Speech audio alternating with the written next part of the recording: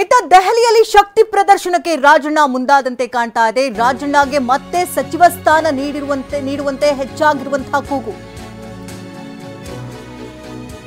High command ಬಾಗಿಲು ತಟ್ಟೋದಕ್ಕೆ Rajanna fans ಮುಂದಾಗಿದ್ದಾರೆ. ರಾಜಣ್ಣರದ್ದು ಯಾವುದೇ ರೀತಿ ತಪ್ಪುಗಳಿಲ್ಲ, ತಪ್ಪು ಗ್ರಹಿಕೆಯಾಗಿದೆ, ತಪ್ಪಾಗಿ ಬಿಂಬಿಸಲಾಗಿದೆ ಅಂತ ರಾಜಣ್ಣ ಹೇಳ್ಕೊಂಡು ಬರ್ತಾ ಇದ್ರು.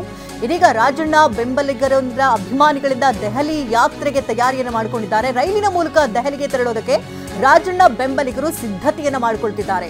10,000ಕ್ಕೂ ಹೆಚ್ಚು ಬೆಂಬಲಿಗರು ದೆಹಲಿಗೆ ತೆರಳೋದಕ್ಕೆ ಪ್ಲಾನ್ ಅನ್ನು ಮಾಡಿಕೊಂಡಿದ್ದಾರೆ. ಈಗಾಗಲೇ 2 ಬೋಗಿ ಟಿಕೆಟ್ಗಳನ್ನು ಬುಕ್ ಮಾಡಲು ರಾಜಣ್ಣ ಆಪ್ತರು ಸೂಚಿಸಿದ್ದಾರಂತೆ. ನವದೆಹಲಿಯಲ್ಲಿ 5 ದಿನಗಳ ಕಾಲ ಪ್ರತಿಭಟನೆ ನಡೆಸೋದಕ್ಕೆ ಪ್ಲಾನ್ ಅನ್ನು ಮಾಡಿಕೊಂಡಿದ್ದಾರೆ. ದೆಹಲಿಯ ಜಂತರ್ ಮಂತರ್ನಲ್ಲಿ ಧರಣಿ ನಡೆಸೋದಕ್ಕೆ ಸಿದ್ಧತೆಯನ್ನು ಮಾಡಿಕೊಂಡಿದ್ದಾರೆ. ಜಂತರ್ ಮಂತರ್ನಲ್ಲಿ ರಾಜಣ್ಣ ಪರ ಧ್ವನಿ ಮೊಳಗಿಸೋದಕ್ಕೆ ಎಲ್ಲಾ ರೀತಿ ಪ್ಲಾನ್ಗಳಾಗಿದೆ.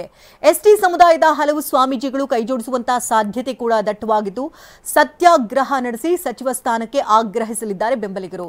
ಇನ್ನು ಕಾಂಗ್ರೆಸ್ ಹೈಕಮಾಂಡ್ ಮನವೊಲಿಸೋದಕ್ಕೆ ಇಲ್ಲಿ ಬೆಂಬಲಿಗರು ಮುಂದಾದಂತೆ ಕಾಣ್ತಾ ಇದೆ. ಯಾಕೆಂದ್ರೆ ರಾಜಣ್ಣ ಕೂಡ ದೆಹಲಿ ಕದ ತಟ್ಟೋದಕ್ಕೆ ಮುಂದಾಗಿದ್ರು. ತಮ್ಮದೇನು ತಪ್ಪಿಲ್ಲ, ತಪ್ಪು ಗ್ರಹಿಕೆಯಾಗಿದೆ, ತಪ್ಪಾಗಿ ತಮ್ಮ ಹೇಳಿಕೆಗಳನ್ನ ತಿರುಚಲಾಗಿದೆ, ತಪ್ಪಾಗಿ ಬಿಂಬಿಸಲಾಗಿದೆ. ಹಾಗಾಗಿ ಹೈಕಮಾಂಡ್ ನಾಯಕರು ಈ ವಿಚಾರವಾಗಿ ಗರಂ ಆಗಿದ್ದಾರೆ. ಇದನ್ನ ಅವರಿಗೆ ಮನವರಿಕೆ ಮಾಡಿಕೊಳ್ಬೇಕು ಅಂತ ಮೊದಲಿನಿಂದಲೂ ಕೂಡ ಹೇಳ್ಕೊಂಡು ಬರ್ತಾ ಇದ್ರು. ಇದೀಗ ಅವರಿಗೆ ಸಪೋರ್ಟ್ ಮಾಡುವಂತಹ ನಿಟ್ಟಿನಲ್ಲಿ ಅವರ ಬೆಂಬಲಿಗರು ದೆಹಲಿಗೆ ತೆರಳೋದಕ್ಕೆ ಸಜ್ಜಾಗ್ತಾ ಇದ್ದಾರೆ.